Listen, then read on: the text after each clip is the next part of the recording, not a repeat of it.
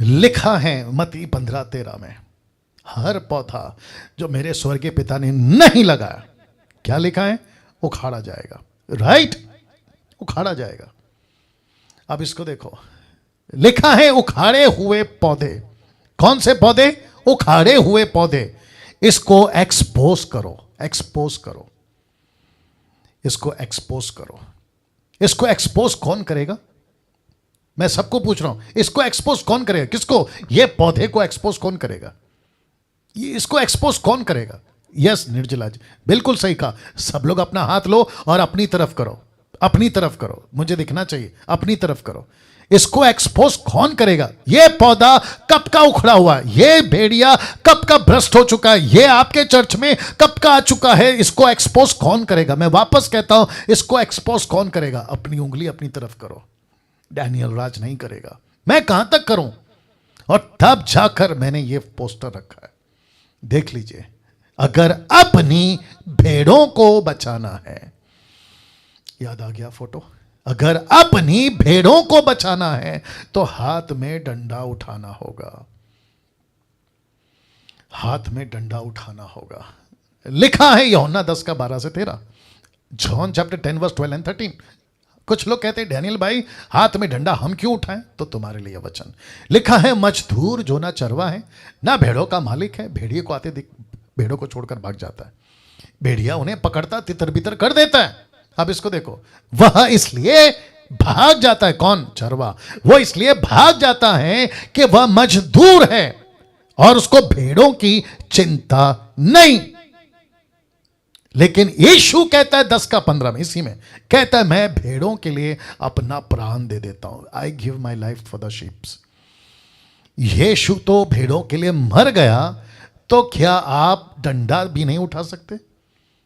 यीशु जान दे गया, आप एक छोटा सा वीडियो नहीं बना सकते? यीशु क्रूस पे मर गया इस भेड़ियों को, शीप को इस भेड़िए से बचाने के लिए, ताकि शीप सुरक्षित रहे। यीशु ने जान दे दी। आपको इतनी तकलीफ है कि यीशु के लिए खड़े हो जाएं कि खबरदार भेड़िया, अगर तू मेरे टेरिटरी में आया, खबरदार अगर तू मेरे चर्च में घुसा अपनी गलत शिक्षाओं को, ऐसे डंडा नहीं उठा सकते यूट्यूब वालों। वाह, सही। इसलिए लिखा है कि उसको चिंता नहीं है, इसलिए वो भाग गया। मजदूर है ना, भेड़ों का मालिक थोड़ी है, भेड़ों का लिए जान थोड़ी दे सकता है। लेकिन एक था साहब जिसने अपने भेड़ों के लिए अपनी प्राण दे दी। अब इसको देखिए 20:28, इसलिए अपनी और अपने झुंड की चौकसी करो, इसलिए डंडा रखा हूं। लिखा है इसलिए अपनी और अपने पूरे झुंड की। कौन सी झुंड? आपकी झुंड, आपका घर, आपका झुंड है, आपके डिसाइपल्स आपके झुंड है, आपका चर्च आपका झुंड है, जिसको आप लीड कर रहे हैं वो आपका झुंड है। और इसलिए जिसके हाथ में डंडा होता है ना, उसके दूसरे हाथ में चॉकलेट नहीं होता साहब। जिसके हाथ में डंडा होता है ना, उसका मुंह, उसका चेहरा, उसकी पर्सनैलिटी सेंटा क्लॉज के बाबा की तरह नहीं होती। वो सख्त होता है, उसके चेहरे पे एक शितक होती है, उसके चेहरे पे गुस्सा होता है, और वो खबरदार करते रहता है कि अगर मेरे टेरिटरी में घुसे। इसलिए लिखा है झुंड की चौकसी करो जिसमें पवित्र आत्मा ने। किसने? पवित्र आत्मा ने। याद आ गया? पवित्र आत्मा कैसे प्रीचर चाहता है, ऐसे प्रीचर। पवित्र आत्मा क्या कहता है? निरुत्तर करो, कन्विक्ट करो। ऐसा लिखा है कि पवित्र आत्मा ने तुम्हें अध्यक्ष ठहराया। अध्यक्ष का मतलब बिशप नहीं, रेवरेंड नहीं, सोफा पे बैठना, पानी का ग्लास मंगाना और चेलों से अपने पैर दबवाना और खूब पैसे कमाना, नहीं नहीं नहीं, नहीं, ये नहीं है वो अध्यक्ष। लिखा है पवित्र आत्मा ने तुम्हें अध्यक्ष ठहराया है। लिखा है कि तुम परमेश्वर की कलीसिया की रखवाली करो। बाप रे बाप रे बाप रे बाप रे बाप रे। लिखा है तुम कलीसिया की रखवाली करो जिसे उसने अपने लहू से मोल लिया है। लहू से मोल लिया है। मैं कुछ सेकंड रुक रहा हूं और मैं चाहता हूं कि आपके दिमाग में यह वचन लिखा है। पवित्र आत्मा चाहता है कि तुम डंडा उठाओ, पवित्र आत्मा चाहता है कि तुम अध्यक्ष बनो, पवित्र आत्मा चाहता है कि तुम्हारी बातें ऐसी हो कि भेड़िया भाग जाए। रमन साहब, आ रही है ना बात समझ में? ऐसा सुरेश साहब, सोलोमन साहब, आप लोग जितने भी देख रहे हैं, मैं सबको कहना चाहता हूं पवित्र आत्मा ने कलीसिया में अध्यक्ष बनाकर आपको रखा ही इसलिए है कि तुम कलीसिया की रखवाली करो, पैसे कमाने के लिए नहीं रखा, आपको फेमस होने के लिए नहीं रखा, आपको अमेरिका घूमने के लिए नहीं रखा, आपको परमेश्वर के कलीसिया को नोच नोच के खाने के लिए नहीं रखा। यस और नो? लिखा है रखवाली करो।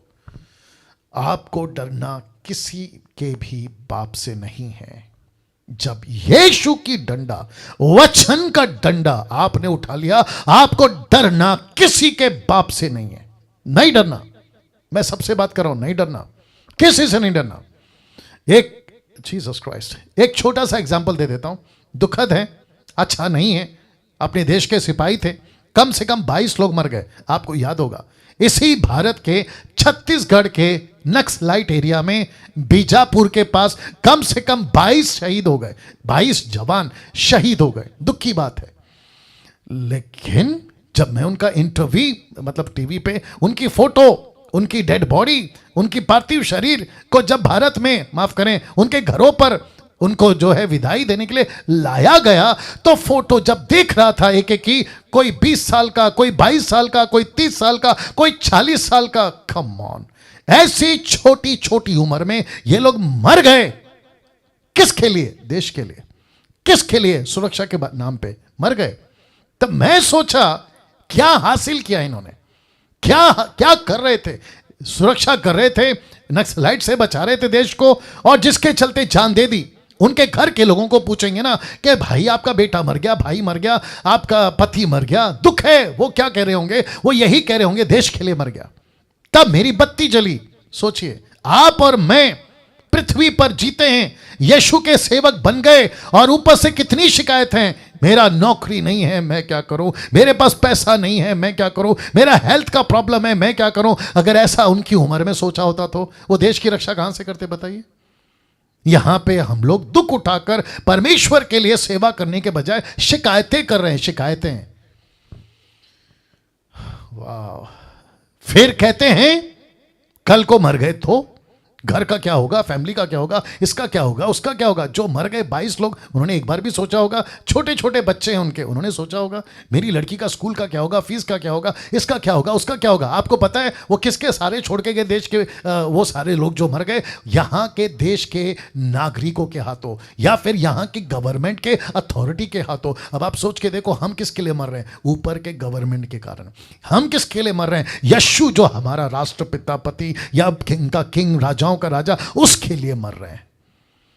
कम ऑन, किसी के बाप से नहीं डरना, किसी के बाप से नहीं डरना। सेवा करना है, डंके की चोट पे करो। तभी लिखा है प्रकाशित वाक्य 21:28 में, डरपोक या डरपोकों, टोटल नहीं डाला हूं, सिर्फ इतना टुकड़ा डाला हूं, डरपोकों उस झील में मिलेगा जो आग और गंधक से जलती रहेगी। ये दूसरी मृत्यु है। तो ये कौन से डरपोक हैं? ये वो नहीं है जिनको बाहर भूत बंगला या फिर छुड़ैल या दुष्टात्मा, ना ना ना, ये वो डरपोक है जो वचन से डरते हैं। यीशु ने क्या कहा? अगर मनुष्य के सामने मेरा इनकार करोगे तो मैं पिता के सामने तुम्हारा इनकार करूंगा। याद आ गया कि नहीं आ गया?